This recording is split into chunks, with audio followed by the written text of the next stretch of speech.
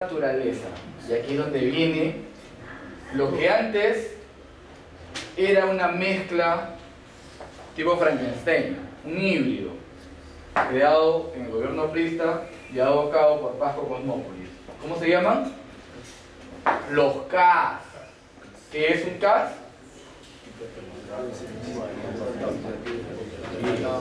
Y el tema es que el CAS, ¿por qué digo que es una mezcla, un híbrido? Porque si bien es cierto, después de muchas luchas, el Tribunal Constitucional establece el CAS como un régimen laboral, para mí el tema no queda zanjado de esa perspectiva. Porque realmente si fuera un régimen laboral, dicen, no, es que puede haber regímenes laborales diferenciados. Hay regímenes laborales diferenciados cuando las funciones son diferentes, pero cuando ejerzo las mismas funciones, no puede haber régimen laboral diferenciado. Uno. Y dos, la perspectiva más objetiva de que es un sistema y que no es un sistema laboral es un trabajador, según nuestro gran definidor pragmático, SUNAT, ¿en qué categoría está? Quinta. Un CAS, ¿en qué categoría está? Cuarta. Entonces, ¿de qué hablamos? ¿Cuánto se le descuenta al trabajador por impuestos? ¿Al estar en quinta? No. 10% es cuarta, al trabajador se le descuenta 15. Sí, pero usualmente un trabajador tiene 28, se le descuenta ese monto. Ahora, y aquí vemos que se encuadra los CAS fluctuando entre estructuras conocidas o regímenes conocidos como la 728 y la 276, que son los más grandes. Ahora, dentro del sistema también tenemos una multitud de sistemas colindantes, ahí flotantes, régimen especial para médicos, policías, personal militar, enfermeras, obstetrices, obreros de construcción civil, seguridad, o sea, tenemos una mezcolanza, pero con todos bien formados y fluctuando el CAS. Y eso genera una gran complejidad. Cuando yo era auditor, fui auditor desde los años, estuve visto con un interno desde el 98 hasta el 2003, uno de los grandes problemas que se tenía, en esa época no se hablaba de CAS, se hablaba de SNP. Uno de los primeros, el primer problema que tuve, apoyando o como asesor del auditor general del Congreso, fue ver la responsabilidad de los SNP. Y el primer problema que tuve fue la definición de SNP. ¿Qué es SNP? Servicio no personal.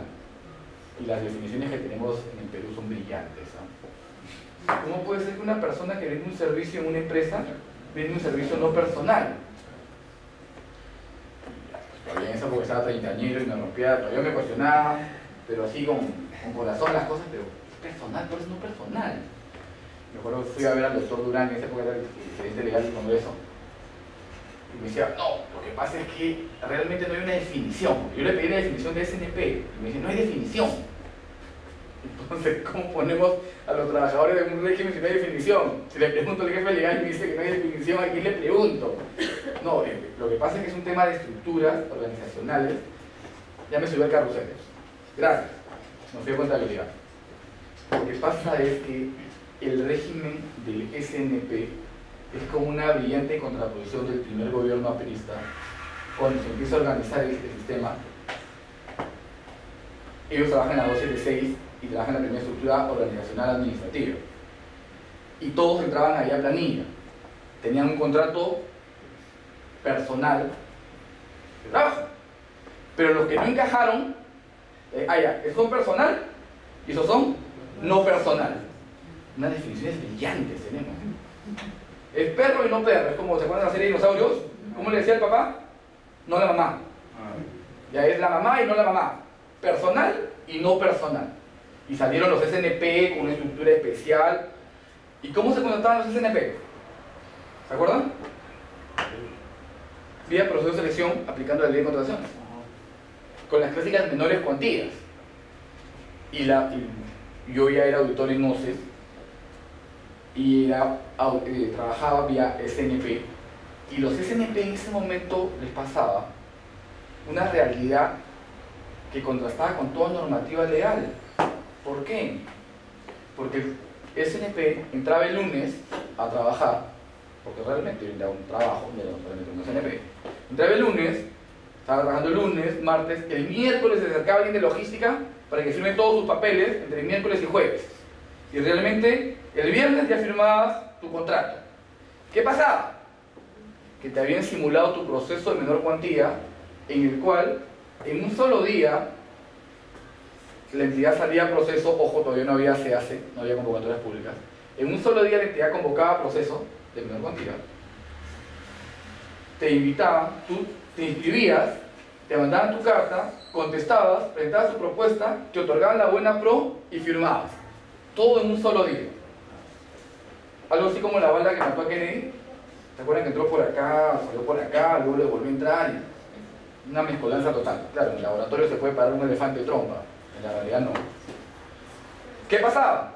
Que cuando se auditaban, oye, pues, poco probable que en un solo día sean todas esas cosas. Sí, pero no es imposible. Ya estamos como los gringos, más allá de la duda razonable. O como Pistorius, le metió 4 balazos a la enamorada, pero pensó que era un ladrón. Bueno, ya vamos a ver cómo acaba eso. Pero el tema es que teníamos un esquema organizacional que era una farsa total. O sea, primero, ya al momento de entrar ya se sabía quién era, pero regularizaba su procedimiento recién el viernes, con una adecuación que no era la más feliz. Luego, realmente el SNP era un trabajador, porque hacía funciones que hacía cualquier personal contratado vía acá. Hacía lo mismo, pero tenía un régimen diferente. Es más, el que había entrado a 728 es trabajador. Él era un locador de servicios. ¿Regulado por qué norma? El Código Civil. Pero también, como había entrado vía proceso de selección, regulado por la Ley de Contratación. Imaginémonos esa estructura en ese momento. Ya. Un auditor, y me tocó una vez, hicimos una acción de control, estábamos persiguiendo pensionistas fantasmas en la entidad, y de repente vimos, revisamos el expediente de la gente mayor, y había un abogado del área legal que tenía 73 años, y era mayor, en teoría ya no debería estar en el sector público, pero estaba. Y averiguamos que él, aparte de su sueldo, recibía pensión, algo que está prohibido. Entonces quisimos ir y lo entrevistamos, ¿pero usted recibe sueldo de pensión? Sí, pero al ingresar yo lo declaré. Yo declaré porque, ¿se acuerdan cuando uno ingresa, llena una serie de formularios entre los cuales recibe usted alguna otra remuneración, pensión o algo similar? Yo lo declaré. Sí, pedimos un legajo, y en el legajo estaba hoja 1, hoja 2, hoja 3, hoja 5, hoja 6, faltaba la hoja 4. Misteriosamente había desaparecido. Casualidad, la hoja 4 era su declaración jurada. Y el tema es que hay una acción de pensionistas fantasmas, terminamos en una acción de adulteración de un expediente interno. Ahí iba a estar bien armadito. Me llamó la atención, me asignaron el caso, y dentro del procedimiento de control uno tiene que ir entrevistando, sacando todo el material, todos los elementos para hacer el informe. Y tuve que ver cómo estaba organizada la estructura de personal. En personal, el subgerente personal era funcionario con resolución.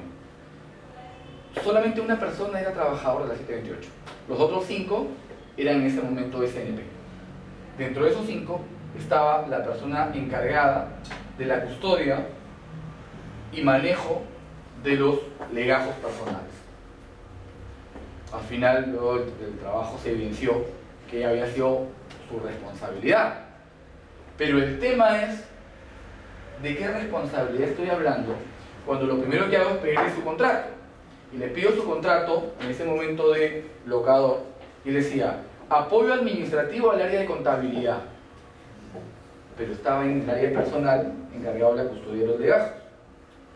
O sea, ¿cómo amarro una cosa de la realidad con algo?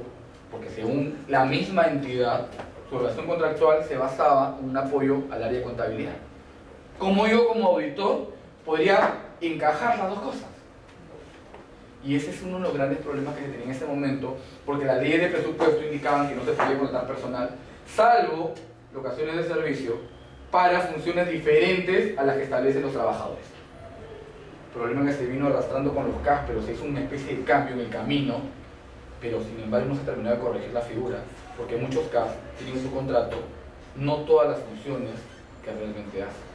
Ahora, en esta estructura temporal, ¿cómo le puedo asignar responsabilidad a un funcionario porque se pierden los legajos cuando la entidad lo ha contratado para otra cosa? Primer punto. Segundo punto, si él tiene un contrato civil, ¿cómo le identifico responsabilidad funcional si en teoría él no es funcionario? Si yo lo incluyo en una acción de control, el hombre me va a abrazar, gracias, porque ya tiene una evidencia de que él es un trabajador y puede ir al Ministerio de Trabajo y denunciar a la entidad y a pedir todo su tiempo de servicios. Y en una posición bien compleja que estamos en la acción de control. Ahora, los casos son, entre comillas, y sigo diciendo entre comillas, trabajadores, porque así lo ha establecido el Tribunal Constitucional.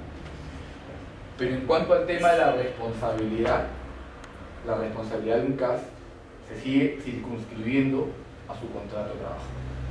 Y desgraciadamente vivimos todavía en un sistema en el que yo te contrato como CAS de apoyo al área de contabilidad, pero sin embargo tu trabajo lo vas a desempeñar cuidando los expedientes del personal, de la sugerencia personal. Eso no ha cambiado. Y ese es el problema de una acción de control. Tú respondes, sí, pero yo respondo para lo que me han contratado. Pero tus funciones son estas, sí, pero me han contratado por eso. ¿Cómo lo engancho? Y en esos casos, la responsabilidad va a saltar al sugerente. Pero no tengo a nadie abajo. Ese es el problema con nuestro sistema tan chicho. Contralor dice, no, tú tienes que incluirlos en tu informe. Ya, pues yo no puedo incluir en mi informe. Pero voy a evidenciar una realidad. Se lo he contratado acá, pero hace esto.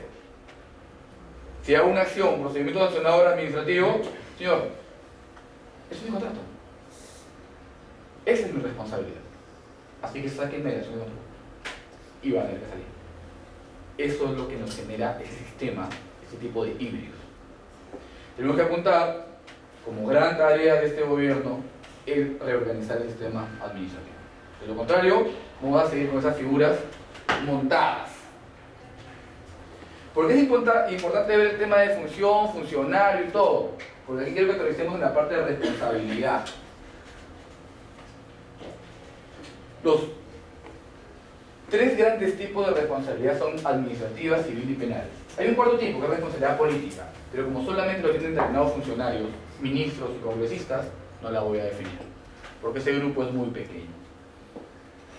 ¿Y por qué quiero definir responsabilidad?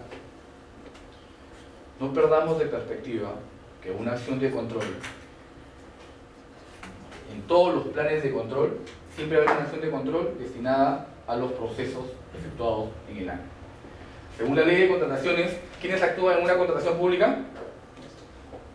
El titular. El titular todavía no lo voy a tocar. Después viene el área usuaria. Después viene el área encargada de contrataciones. Y finalmente el comité. Estos tres agentes pueden aplicar estos tipos de responsabilidad en determinados aspectos. Y en una acción de control, el trabajo del auditor va a ser identificar las conductas que han generado ese tipo de responsabilidades. Los auditores viejos, los de la vieja escuela, dicen: si una acción de control no identifica responsabilidad, es que fue una mala acción de control.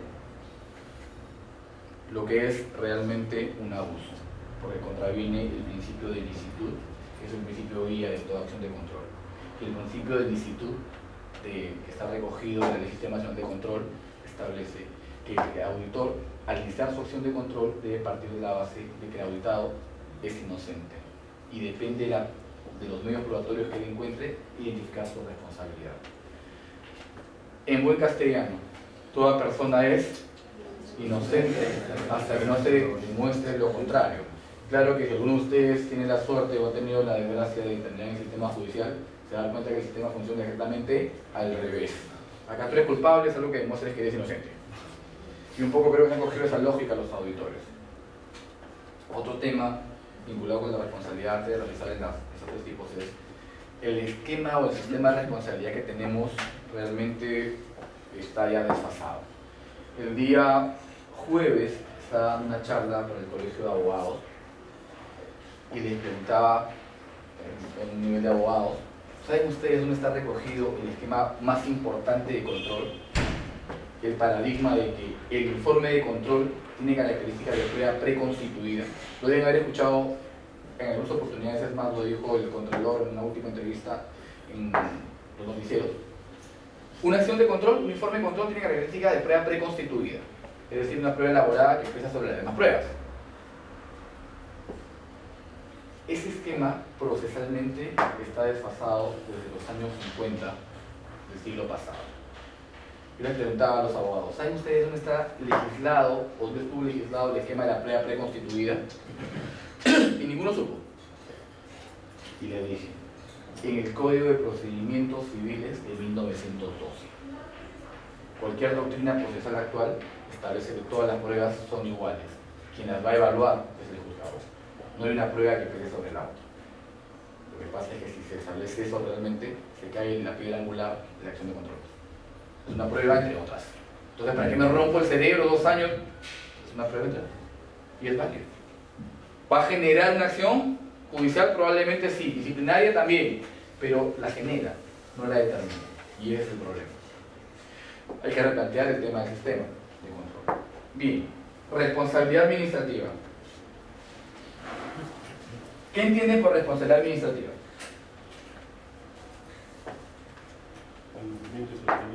Incumplimiento de procedimientos. Bien, estamos bien. ¿Qué más? Parte de la respuesta. ¿Qué más?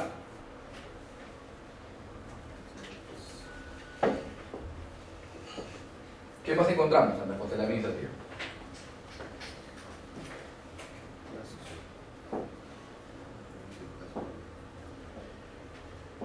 ¿Han tomado desayuno? Es como niñito de colegio. ¿Qué más? Ayúdame. ¿Qué entiendes tú? Lo que entiendas, no te preocupes. Porque si yo te doy mi concepto, va a ser mi concepto, yo quiero el tuyo. Porque con ese te vas a quedar mejor. ¿Qué entiendes por responsabilidad administrativa?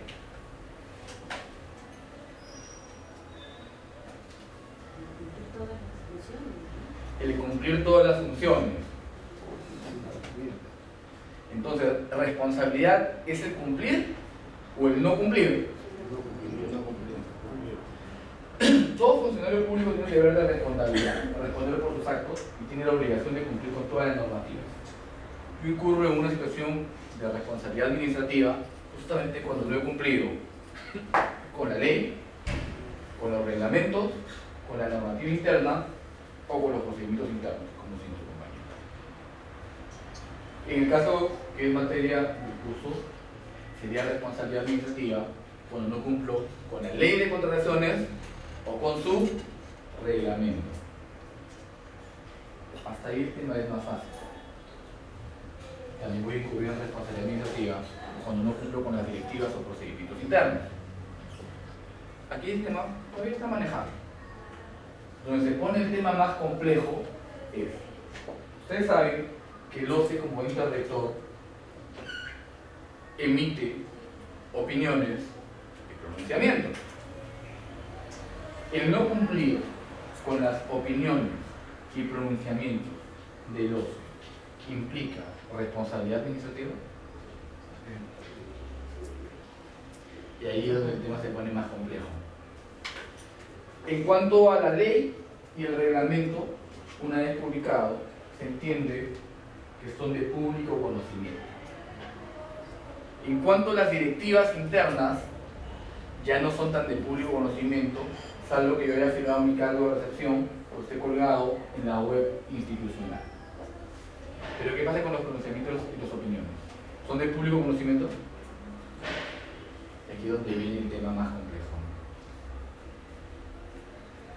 Formalmente no. Yo como área de logística estoy obligado a conocer todos los pronunciamientos y opiniones del OCE. Yo como área de legal estoy obligado a conocer todos los pronunciamientos y opiniones del OCE. Que no se pone más complejo. Yo siempre digo a mis alumnos que son de logística. En caso de dudas, pregunten a legal. Porque legal no puede darse el lujo de indicar que no conoce. Y el tema es complicado. Sin embargo, legal tiene una ventaja. Prácticamente nunca va a ser una acción de control. Porque es órgano de asesoría, no es órgano de gestión. Sin embargo, logística sí está dentro de la gestión. Por ello, en caso de duda, pregúntenle a legal. Tengan eso como norma. No traten de inmolarse con la teoría. Oye, Damián, hago esto por ti y se tiran con la soga al cuello. No se inmolen. O sea, no, que tampoco le creen a Ido. Macho que se respeta sabe todo. No, olvídense. O sea, tengo duda en la aplicación de esto. Estoy en un proceso, cuando está en el comité especial, me han observado este elemento indicando que hay un pronunciamiento que establece lo contrario de lo que estoy haciendo. Voy a leer. Ya leí el pronunciamiento, sí, pero no me queda claro. Ojo, los abogados de las empresas también somos hábiles y podemos interpretar como queramos los pronunciamientos y las opiniones. Tengamos en cuenta también que a partir de la normativa modificada de la ley de contrataciones en septiembre del año pasado, las opiniones también son vinculantes, antes no eran vinculantes. Ahora, el gran problema ahí es, ¿qué opiniones son vinculantes? ¿Las que se dieron después del 20 de septiembre o todas las opiniones? No se complique, tú tendrías tu área legal. ¿Ah? Son todas, porque todo forma parte de la jurisprudencia. Ojo, la norma establece que entra en vigencia a partir del 20 de septiembre. Las opiniones son vinculantes. Ya, pero ¿qué opiniones son vinculantes? ¿Las que se dieron antes o las que se dieron después del 20 de septiembre? Hay quienes piensan van a ser vinculantes las opiniones que se emitan después de entrar en vigencia la norma. Hay quienes dirán sí, porque el criterio es que todas sean vinculantes. Mi particular percepción es que todas deberían ser vinculantes. Sobre todo por el hecho de que es un análisis razonable del ente rector, que me va a servir de apoyo. Pero es perfectamente válido pensar que no, pues solamente estas, porque estas han entrado en vigencia con la nueva ley. Es válido, pero como les digo, ningún órgano, mejor dicho, según las definiciones del ROF de cada entidad, la capacidad para entender la normativa es de ley. Utilicen a sus tareas legales en caso de dudas. Por eso volvemos a la pregunta. ¿Debo reconocer todos los pronunciamientos y las opiniones? Se entiende que debo conocer las más usadas dentro de los procedimientos que manejo. Pero no tengo por qué conocerlos todos. Es más, yo tengo 5 años de contrataciones públicas. 13 años creo. Estoy viejo, 13 años de contrataciones públicas. Pero honestamente no me sé todos los conocimientos y todas las opiniones. Siempre tengo mucho de mis alumnos, siempre tengo mucho más con los colegas. ¿Por qué? Porque a veces me dicen, oye, hacer un caso, estos conocimientos, ¿qué piensa usted? O ¿qué piensas tú? Y aprendo. Me meto en foros, me llegan correos con relación a tal conocimiento, de tal piedra, tal opinión, de tal piedra, pero realmente es una piedra, me pongo a leer. Tengo una de meco y opinión de conocimientos importantes que uso en mi vida diaria, apoyando mi empresa, de directivas. Y el tema es complejo, porque OCE emite un montón, y el tema es más complejo cuando hay situaciones contradictorias. Por suerte en los pronunciamientos no se da mucho, casi nunca, a diferencia de la resolución del tribunal. En la resolución del tribunal sí se ve un elemento contradictorio muy fuerte. En los pronunciamientos de las opiniones usualmente no. Usualmente lo que me dicen es, esta modifica el anterior. Este anterior, este pronunciamiento modifica todo lo anterior. Ya, entonces ya sé que es que vale. Ok. Formalmente no tendría la obligación, pero como le digo, ante la duda, pregunto. Entonces, en una acción de control, los auditores van a revisar si cumplieron con los procedimientos y las normativas válidas. Ahí, ¿qué están haciendo? En la acción de control están poniendo en práctica el principio de legalidad. verificar que se haya cumplido a la base legal o que las acciones de los funcionarios se encuadren dentro de una base legal. ¿Por qué las acciones de los funcionarios deben estar circunscritas a una base legal? Porque justamente nuestro reglamento establece prácticamente las pautas que debe seguir un funcionario en todo sentido, para evitar situaciones de arbitrariedad. Una pregunta, ¿por qué el Estado le han cambiado el nombre al área de asesoría, a lo que era de asesoría legal, ahora es asesoría jurídica? Ya. ¿Qué asumes tú cuando te dicen asesoría legal? ¿Legal de qué viene? Ya. Entonces, tú solamente asesoras en cuanto a leyes, bajo ese concepto, ¿podrías asesorar en cuanto a pronunciamientos y opiniones? En principio no, porque está basado solamente en leyes. Se entiende que el concepto de asesoría jurídica incluye un universo más amplio que el de asesoría legal. Ese es el criterio. Ahora, realmente Chana o Juana, o como decía Mao, no me importa de qué color sea el gato, lo que importa es que se hace ratón. Pero entiendo que por ahí va el tema, ¿verdad? Tiene un concepto más amplio. Bien, entonces vemos que la acción del funcionario se debe suscribir con la normativa de los manuales de procedimientos para evitar situaciones de arbitrariedad, aplicando el criterio discrecional, es decir, utilizar la norma que corresponde, o la que el criterio corresponde o los principios que corresponden. Luego encontramos la responsabilidad civil. ¿Qué tenemos por responsabilidad civil? Ayuda. ¿Qué tiene por responsabilidad civil? Me iría a la otra esquina, pero no es cerrado ir allá. Como fue haciendo ustedes. Dime, ¿qué tiene usted?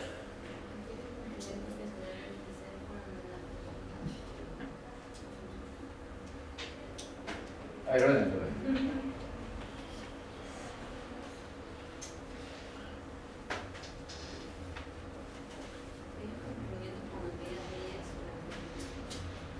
Eso estaría dentro de la responsabilidad administrativa. ¿Qué tienes por responsabilidad civil? ¿Qué te jala?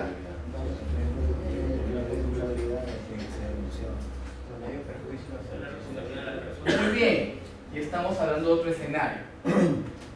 Algún perjuicio hacia la sociedad civil. Más que nada estoy orientado cuanto al perjuicio económico.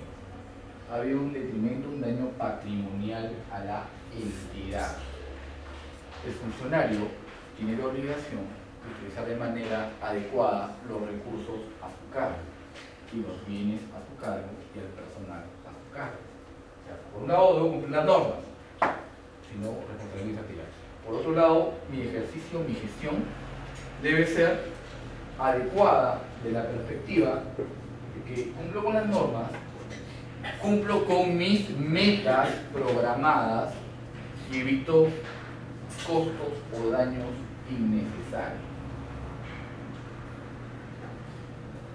El tema de la responsabilidad civil viene de cosas tan nimias como, ustedes han visto que hay gente que tiene esta pésima costumbre, miren un ratito, se paran con la pared, con el pie apoyado en la pared, o hay los que tienen el complejo del hombre araña, se paran así.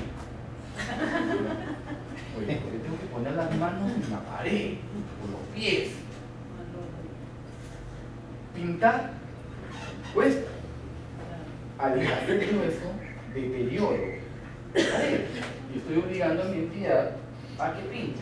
Ustedes van a ver en determinados sitios en los locales que la parte de las esquinas siempre están desgastadas porque la gente se apoya. Porque tenemos complejo de carro, pues tengo que cogerme para girar. No puedo girar solamente con mis pies. Algo simple. Otro ejemplo simple de un daño. Y este sí es usualmente generado por los caballeros, no por las mujeres. Porque el macho que se respeta arregla las cosas él solo. Mando a imprimir. No sale la impresión. Estoy fotocopiando y no sale la impresión. Primer acto. Destapo la bandeja, abro y un papelito ahí atracado. trato de jalarlo y se queda un pedazo adentro. Segundo acto, jalo, me consigo un clip, lo estiro y meto el cachito hasta que sale el último pedacito y de repente escucho clic. Uy, se rompió. Pero el problema no es uy, se rompió. El problema es que en algún momento les haya pasado a alguno de ustedes o a todos ustedes, sacan, cierran. Y el problema es no para él, el problema es para quien viene, porque yo vengo y ya cuando llamo a mantenimiento o llamo a la garantía de la impresora, de la fotocopiadora, viene el técnico y me dicen, esto ha sido manipulado, lo han arañado y lo han roto, eso no cubre la garantía. Y todavía todo sabió, ¿por qué no me llamaron antes? Sí, pues. Pero el macho que se respeta tiene que arreglarlo solo, porque el macho que se respeta no pide ayuda. No dice, oye, por si acaso no funciona, ¿quién es el encargado que llama al técnico? A ver, levanten la mano, caballeros. ¿Cuántos de ustedes llaman al técnico? Yo también al principio cuando yo en mi casa no hago nada y ya No, yo sí, como usted. Yo he aprendido bastante. Pues antes también, soy sincero, también igualito manipulaba todo, pero hasta que ya decidí llamar al técnico y dar la garantía que la garantía. Así es, y en mi casa también hago lo mismo. Ya, cartaba atrás del caño. Ya no tengo tiempo.